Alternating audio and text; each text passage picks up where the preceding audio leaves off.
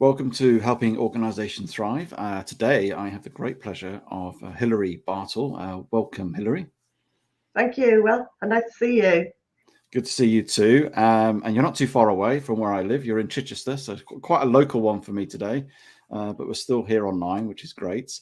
I'm just going to tell the audience a little bit about you, and then we'll get into some sort of conversation. So, you are the Chief Executive of Stonepillow. That's a charity that supports and empowers homeless and vulnerable people to achieve sustainable independence and well-being. So a great thing you do with that charity. And you've had experience of delivering sort of lots of key projects over your time. That's all about delivering positive outcomes for vulnerable people within health, well-being, and prevention of area of work. So a whole host of stuff you've got experience on. And today we are going to be exploring how you lead through sort of partnerships and collaborations, but also we're going to be looking at this whole aspect of the coalition of the willing as well. But before we get there, just so people get to know you a little bit more, Hilary, what do you love about what you do? I love the fact that I can come to work. I never go away from work. I love the fact that we make a difference, that we can enable and empower people who ordinarily would be excluded within society, would be disenfranchised. And I love the fact that every day I learn something new, every day there's a positive challenge, and every day we can overcome those positive challenges through partnership, through joint working, through co-production. And I just love my job. I love my job, and I love my team, and I find it exhilarating each day. That's brilliant to hear. I love when people say they love their job, and I know, having had many conversations with you, you're very passionate about what you do, and you always bubble over with the excitement of what you're doing. And I'm just curious to know what got you into working with sort of vulnerable people, in terms of what got you to what you're doing today, I guess. I think initially, I suppose it comes from a set of values that I was brought up with. That my parents were Christians, and I went to church when I was little. I don't go anymore, but I went to church when I was little, and so I still have a spiritual side of me. But they gave me a set of values, and one of those key values was to be kind and to care about your neighbour and your fellow citizens. And they really practiced what they preached. My parents did, and were very kind and generous people. Also, both my grandmothers had severe mental ill health, had not been treated, and when they, both were a result of postnatal depression in the 1930s and 1920s. And I became quite passionate about how people were not given a fair crack at the whip, really, how they were institutionalized, and sort of the sort of sense of social justice was very much ground into me, about giving people an equitable life and making sure people can be empowered and enabled to move on. So I think it came from that grounding, really, in my life. And then I started work in charities and working as volunteering in hostels. And then I got a job in Manchester in a large men's hostel. And in fact, it had 400 bed spaces. It was a huge Victorian building. And it sort of transformed my life. I found that we were working with men predominantly there, and the stories they told, the lives they had, and how they'd come to the point of being homeless really affected me. And I really wanted to make a difference, and to look at how, through partnerships and through relationships with other agencies, you can really tackle some of those disparities that people suffer in life, and it's fascinating. And I've always battled around that. I very strongly believe that no one organisation can resolve things on their own, that you have to work collectively. And we mentioned the Coalition of the Willing. That is something that's really important, that we all have to have a shared vision, and we all have to have a set of shared beliefs and values to be able to sort of tackle some of the injustices of life, and particularly to some people who really are set with huge challenges in their life. It's interesting our upbringing, how the impacts of that does it on our lives, and how that's what was modelled to you and what was shown to you, and that sort of kindness, and how that has gone through. And obviously, by the sounds, it sounds like you found your purpose and got real clarity of what purpose is. And you started to touch on there how you lead, and I'm going to talk about the sort of leadership context of how you use partnership and collaboration. But interesting, this whole Coalition of the Willing, and I looked it up, and it's an interesting, because it's a phrase I've sort of heard, but I didn't really know what it meant. And it's interesting. It was coined when the US led the Iraq invasion in 2003, which is interesting how that phrase came out. And I just want to, because I do see you as a little bit of a type of warrior type leader, because you've got a lot of, in a good sense. And so it'd be interesting to understand what you perceive as Coalition of the Willing, and how does that play out in your world and within the charity you work with, Stonepillow? I mean, I think that, as I said, you need to have people in the tent working together. That's critical. So when you're working with people, which we do, a person does not just have one issue in their life. They have a combination of issues that surround housing, health, well-being, finance, a whole range of things. And without that partnership, you can't work with that individual effectively. So we all have things in our lives that give us struggle. And we all have components that come and support us in that life. So friends, family, bank managers, doctors, we all have that. And what happens when people sort of fall out of the systems is that they cannot get back hooked in to those core components of life. So it's a struggle to get a GP if you haven't got an address. It's a struggle to get your mental health treatment if you've also got a substance misuse issue. It's a struggle to get your finances if you haven't got a stable address. It's a struggle to get housing if you're moving around all the time. So what we have to do is bring together this partnership to say, look, these are individuals who have equal rights to the rest of us, but for whatever reason, they have fallen out of the system and hit the safety net, which is Stonepillow or any other homelessness organisation. Because once you hit going into a day service and you're rough sleeping and you're in a hostel, you have lost a lot. You have gone down that spiral. I think it was Jung who had that spiral. And in terms of Maslow's hierarchy of need, your core components you need are shelter, safety, food, and warmth. Core components before you can build anything else back up. And so that is what we try and do. We try working with our partners to look at that individual, map out what their needs are, co-produced with them. So what you have to do is actually look at what they want as well. It's not about us telling you what you want, because that just never works. Well, it never works for me, and probably because I'm stubborn, but it doesn't work. So you have to work with them.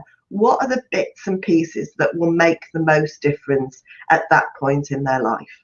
And often it's health, and particularly mental health, as well as their shelter. So those are the first two components, trying to get their shelter, their home, their environment sorted out, trying to not re-traumatize them, because many of our people who use our services have been traumatized throughout life because of abuse, because of being in the services, because of family dispute or fear or violence, whatever.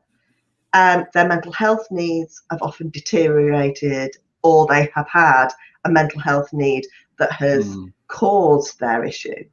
So it is about pulling all those people together, all those agencies together, be it the voluntary sector, the statutory sector, whatever, bringing them together and saying, okay, how do we work better together around this individual, but how do we work better at a more strategic level? And how do you do, because obviously you have an organization, you have staff, you have volunteers, you have all these agencies that you rely on, you have obviously funding, gaining obviously funding for your services. How do you bring people together? How do you get people to buy into what you're doing, into the passion and the purpose that you have? What is it that you're doing on a weekly, daily basis, whatever it may be? I think the big one for me is telling the stories.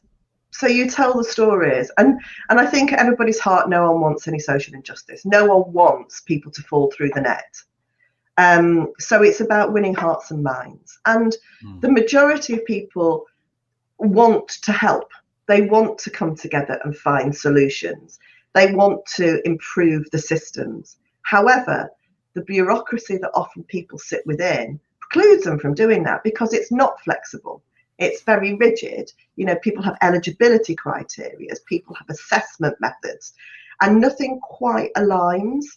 And what happens is the casualties of that are people who are our clients. So telling the stories is really important, but having that passion and belief that we can do it and getting that shared vision and shared objectives is critical. So in terms of aligning strategies, strategic direction across all the statutory agencies, getting the voluntary sector really embedded in that co-production of those strategies and the lived experience voice to say what works, what doesn't work, what are the barriers, what are the successes, and trying to map that picture. I think it's at different levels. So at strategic level, there is a lot of work goes on in terms of, we know there's a coalition of the willing. We know people are wanting to make change. Their barriers are often the bureaucracy that they work within, which precludes that, or the lack of staff, which is another big issue at the moment, is that recruitment is hard for the mental health services. It's really difficult to recruit for mental health services. Hospitals are under pressure. GPs are under pressure. So we have to be mindful of that, but work with what you've got. And then at a service level, it then, once you get the strategic work right, you can drive that down at the service level. And again, there are always bureaucratic issues, but actually they can be overcome. And sometimes it is very much down to people. The passion that people have, and I know the passion that my staff have, is phenomenal. They will go above and beyond. They have gone above and beyond. Throughout COVID, they have been phenomenal. And I keep using that word. I got told off for using it too many times. But they are. I can't think of any other word. They are awesome. You know, they are amazing bunch of people who are utterly committed. And their vision is my vision, is the organisation's vision, is my trustees' vision. And so that passion can bring people along with you. And then at an individual level, that it is about our personal responsibility to fight for change. And I've always had that personal responsibility for fight to change, be it marching for CND, be it, you know, Clause 28, be it whatever. I've always had this sort of social response. So I suppose it is passion that sits behind that, resilience, and engaging people at the right level at the right time. Yeah, I don't know if that answers your question. No, it does. And I think the storytelling, I think that's really important because it creates meaning, isn't it? Just put in things you do is obviously you do great stuff, but actually it doesn't mean anything to anybody. And if you're not part of that service, it doesn't relate to you. Actually, why would I buy into it? But actually telling stories of the outcomes of the people you're helping generates the interest. And obviously also by telling a story, just like you're telling today, is people feel the passion, people feel the energy, don't Yeah, they? they do. And people then sort of, it clicks. So if you see a set of numbers that say, 7,000 people last year were rough sleeping, that's, oh, it's terrible, that, how awful. But if you can relate that to, and and one of those stories is like me, I've worked in a bank, I've done this, I've done that, I had a breakdown, I had this, I had that. This led me to losing my home, my family, my finances, and suddenly my life has deteriorated into sleeping in a doorway. That is normal. That is what we see, which is, there is not a stereotypical person that we see. They are me and you, and we are those people, and at any one point we can trip over that edge, and it doesn't take long to become homeless and very vulnerable if you are rough sleeping. And that is the bottom of that spiral. You have hit rock bottom when you have no home, when you have no security, when you have no food, and when you resort, as I think we all would do, to drinking to deaden that pain. So I think those stories are very poignant. We've worked with people who've been headmasters, who've been in the forces, who've been senior people in industry, who've been teachers, who've been doctors and nurses, and no one is excluded from hitting this. And I think when you see someone in the doorway, it's good that you're saying that, because I think people have a stereotype, don't they, of homeless people, and actually it's just that sometimes backstory. There's that backstory, and some people have just gone through for whatever reason, a trauma's happened in their life, and it's created a sense of lack of purpose, possibly, and it just spirals, unfortunately. And and say you took doctors, people who had teachers, sort of people who are good in society, so to speak, but actually can still be, I suppose, vulnerable in a sense. And I think that makes it we're all vulnerable in that sense. And obviously, the last 18 months have shown that in terms of how reality is that we're very vulnerable as people. I wanted to just talk a bit more about the collaboration aspect, because obviously part of what you're doing as a organization is you collaborate a lot with other agencies, and just to understand what sort of barriers you may get in that context, and you may want to bring any examples in, but and how you've overcome some of those barriers of collaboration that may have been sort of hindering the sort of successful outcomes. I mean, as I mentioned before, I think I think COVID was a brilliant example of what brings together the coalition of the willing, because COVID had no hierarchy. It affected everybody. And so very quickly, West Sussex, the voluntary sector and statutory sector, mobilised and got together a COVID response to rough sleeping. And we'd worked relatively well as a group across West Sussex. We talked and we collaborated and we discussed, but often we didn't have a shared focus. And COVID, or the safety of individuals within COVID, became that absolute shared target, vision. We wanted to keep people safe, we wanted to keep people off the streets, and we wanted to make sure their well-being was okay at the same time. So a group of us came together, which was for the first time involved health across the board, so primary health care, as well as mental health, probation, police, voluntary sector, statutory sector agencies, all came together in a response to looking at how we could address those that were rough sleeping. And then the government came in and said, well, actually, by the way, we're going to tell all the local housing authorities to get everybody off the street. We want no rough sleeping out there, which in 35 years of working in the industry, I've never had. Okay, so to me, COVID response was phenomenal. It was great because actually it proved it could be done. And so then came along the private sector. So organisations that we had, Butlins and Travelodge and a whole range of other people offered up, at a cost, but offered up their provision to house people in. So we were taking people, and we had 10 days from the 17th to 23rd or 27th of March to get people off those streets across West Sussex and across the country, actually. And that required, and it was a bit like, it required that coalition of the willing. It was like a military exercise. It was the nearest thing to a military exercise I've seen, in that, we had to identify everybody, and we pretty much knew everybody who was on the streets through my outreach teams and other people's outreach teams and the local authorities. We had to encourage them to come off the street because many of them were entrenched. They didn't trust agencies. They certainly didn't trust the statutory agencies. They didn't think they could live off the streets. People get so into a mindset that they don't feel able to move off the street. It's not a choice. It's they haven't got that option in their head to be able to move off. So we had to persuade people to move off the street.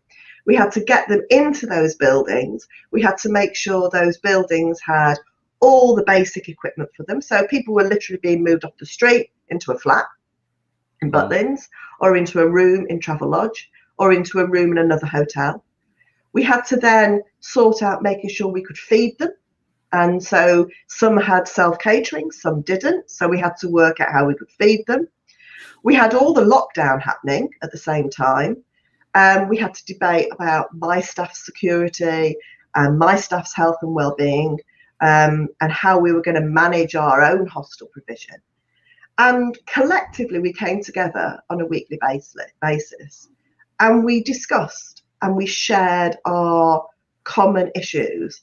And we also came to common action plans and common ways moving forward. And that made a huge difference because it built relationships with organisations that we didn't have that strength of relationship before. So health, we're looking at the health and the well-being and the safety, and coming up with guidance and coming up with advice about how we could keep people safe. And then mental health, we're coming up how we could, get people continuing to receive their mental health services. So we had to buy laptops and phones and everything for people. Butlins gave us flats for staff to stay in so they could work there on site and support and manage people who'd never before. I mean, there was one guy who'd been on the street for 15 years and he had to cope. And it sounds odd, but living within four walls, it's quite oppressive. And coping and cooking for himself and just managing, not being away in a tent somewhere. He actually is now housed and doing really, really well. And it's just, his partner's just had a baby. So it's a phenomenal journey for him that we would never have actually seized that opportunity. So in terms of a partnership, it's actually one thing that can trigger. A pandemic can trigger people going, this is what we share an issue on, and this is why we've got to come together. So it's finding that wicked issue that you want to come together over and actually working through that. And okay, it becomes bigger, but it's just getting down to that very finite, what is it we've got to share, what we've got to do that's shared.